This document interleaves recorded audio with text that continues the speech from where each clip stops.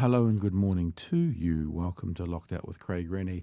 It was special guest host, me. Special guest hosting. G'day, Craig. G'day, how are you?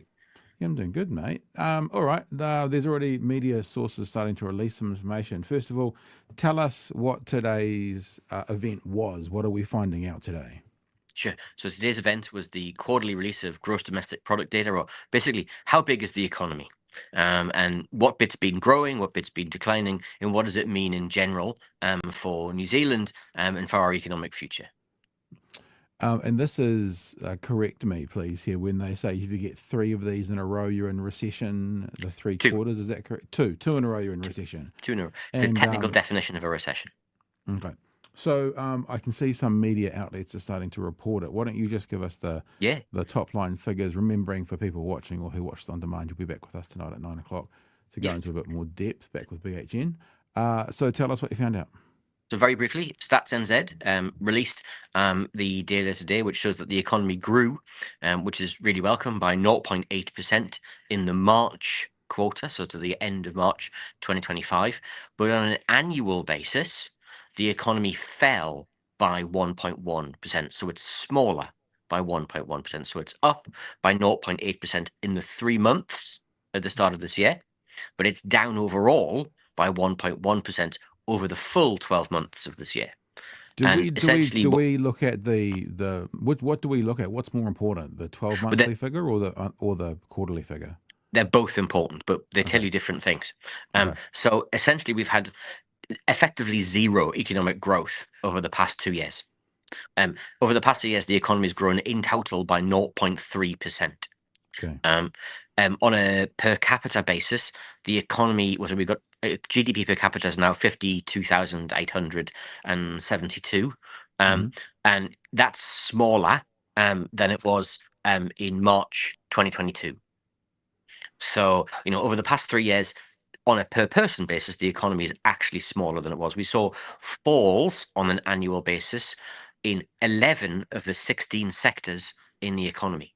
So, if anyone's going to start telling you about green shoots, if anyone's going to start telling you about, things are on the up, right? Things are really fragile right now, right? And the annual figures tell you what's happening in the long run. The quarterly figures tell you sort of what's happening in the sort of the really short run stuff. Gotcha. The long run stuff doesn't get revised around much. The short run stuff does get revised. The last figures last time round got revised down again at this measure. Yeah. So what we're seeing is essentially the big hole we dug for ourselves as an economy in 2024, or rather the big hole the government dug for us in 2024, we're still clambering our way out of in terms of the economy. And just for people to be reminded, why did we go into a big hole? What was it the government did to put us in that hole? Well, essentially, what we did was we said, let's not spend any money. Let's cut investment. Government investment fell at the fastest rate since Ruth Richardson Mm-hmm. in 1991. GDP fell at the fastest rate, at the steepest rate since 1991. Business confidence and everything else fell. Business investment fell. We did all of that in order to, if you remember, to get us back on track. We did all of that in order to make sure that the cost of living was falling. Now, inflation is now back rising again, with oil prices rising as a consequence of the conflict in the Middle East. It'll probably keep rising again.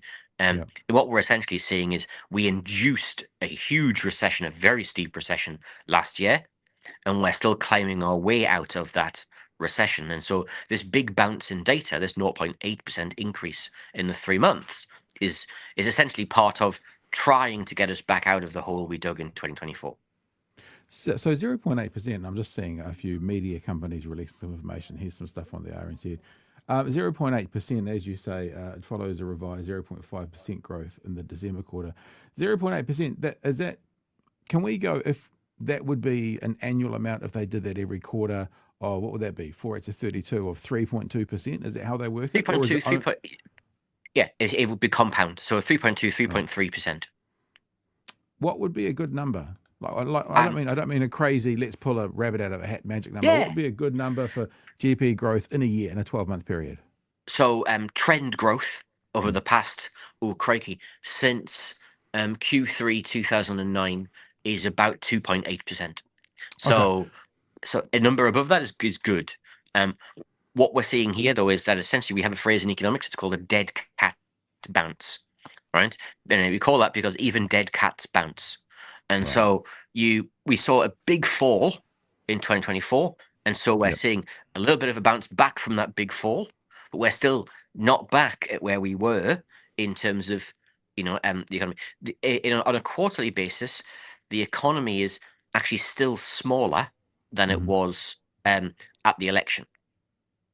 Right. So the economy overall has not got back to what it was when Labor left office.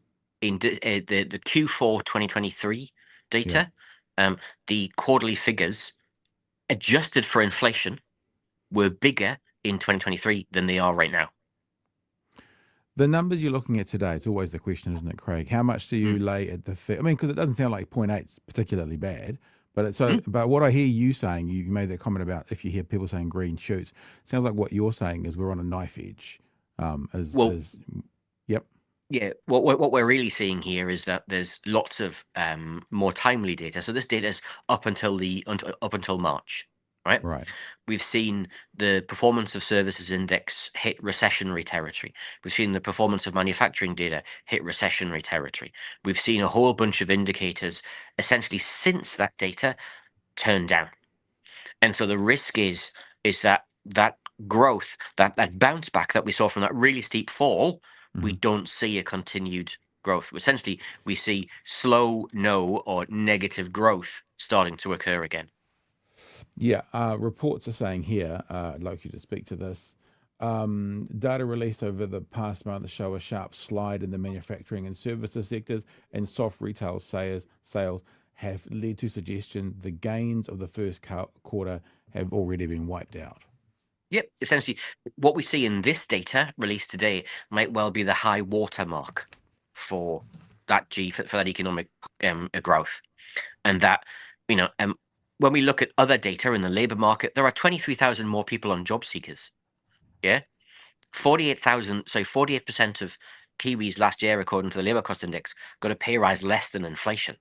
Yeah, So these are the sorts of indicators. If all of them were heading in the same direction, we could put our thumbs up and say, job done. Where we're yeah. seeing we're seeing growth, things are happening here. Instead, what we're seeing is here is one GDP number that's going up because it fell so quickly last year. Right. All the other indicators, the more timely indicators, are now showing you, hang on, that growth appears to have petered out. And the risk is that unless there's a new engine of growth, we won't see that growth continue across the rest of the year. So you're saying it's plateaued. It's gone up, and Well, it's looking like it's plateauing. that's what the data is telling us at the moment, Yeah. is that it fell really far, it fell really quickly, it went back up, and now it appears to be, sort of running along a little bit. So that's the challenge that we have. So when people tell you about green shoots, I mean, great, we should welcome all economic growth. Yeah. But the difficulty is that when you're looking at this data, it might well give you the false impression that the economy is growing gangbusters again, when the other data is telling us it certainly doesn't appear to be doing that in many of the areas we're looking at. New Zealand Herald is calling it stronger than expected. Stronger than expected GDP results signals no rate cut in July. Do you agree? Are these stronger than expected? There's certainly, so the all of the private banks were forecasting 0.7%. So Okay. we saw 0.8%. Now, I will warn you that economists use decimal places to show we have a sense of humor, right? So, because 0.7, 0.8%, it's essentially what they were forecasting. Yeah.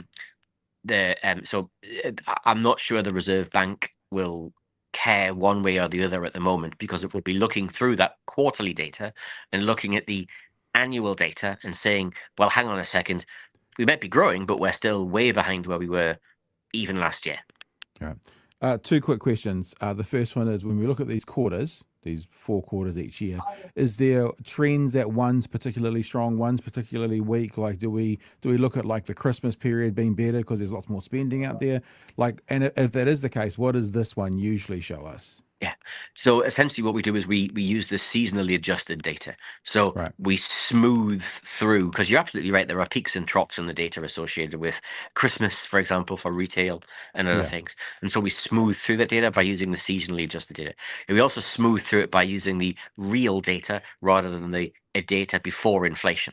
So we take out inflation, we take out that seasonal variation, and it gives us a much cleaner line and a much cleaner trend as to what is happening. What we're seeing in this data set is that the primary sector, again, continues to do really well, with the exception Yep. of mining.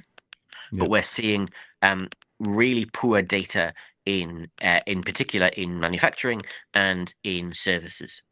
And so the question will be, given how small the agricultural sector is in comparison to the giant that is services, 70% of the economy is services. To what extent, if services are really struggling, which is what the card data is telling us, what the spending data is telling us, then the growth we see in dairy won't be enough to keep the economy growing at the rate that this data shows that it is. Right. And the last question, of course, data in this quarter. How much is this government responsible for that data? How much of it is a hangover from COVID? How much just goes back to the Christchurch earthquakes? Like what does the equation look like to get to this outcome when it comes to who's done what? Well, there's one of the odd factors here is that there was a lot of spending, in particular investment, that might well have been pushed forward as a consequence of Donald Trump having his Freedom Day tariff Yeah. announcement. So we might well be seeing a lot of stuff that was done in the expectation that tariffs were going to turn up. Now, the tariffs haven't yet turned up, but that spending won't happen twice. And so it may well be that having pushed that spending forward, it now doesn't happen in the second quarter of this Right. year, which then again flattens the growth curve of GDP in New Zealand. Do you think the government will come out slapping themselves on the back? Because I guess part of me kind of thinks if you live by the number, you die by the number. Like what happens if next time it's 0.2 negative or negative 0.1? Are they going to do a victory dance of this, or are they going to be sensible and go live by the number, die by the number? The government slapped itself on the back for an interest rate decision made by an independent reserve bank. Right. So that's it. All right. Anything else you want to leave the whānau with before we head off? Now, you're coming back tonight on B18 at 9 I was o'clock. going to say, And reminding people who are watching the Tanya Waikato Regulatory Standards Bill special at 7 p.m. tonight. But anything you want to leave us with before we talk to you again later tonight? just obviously tune in at 9, but we'll be taking the numbers apart a bit in a little bit more detail, looking at what they overall mean. But if we look at workers' wages, so compensation of employees, compensation of employees has fallen behind the growth in operating surpluses, which is the kind of broad measure of profits that we see. So again, if there is a plan in the economy, the plan isn't about you. The plan is about someone else. And if there is growth, it's not happening for you. It's happening for somebody else. All right. We'll catch you tonight at 9 o'clock, Craig? And for everyone else watching live right now, we'll see you either 7 p.m. or 9 p.m. tonight. Or, of course, if you're watching this on demand, then just enjoy. We'll catch you soon, team. Thanks.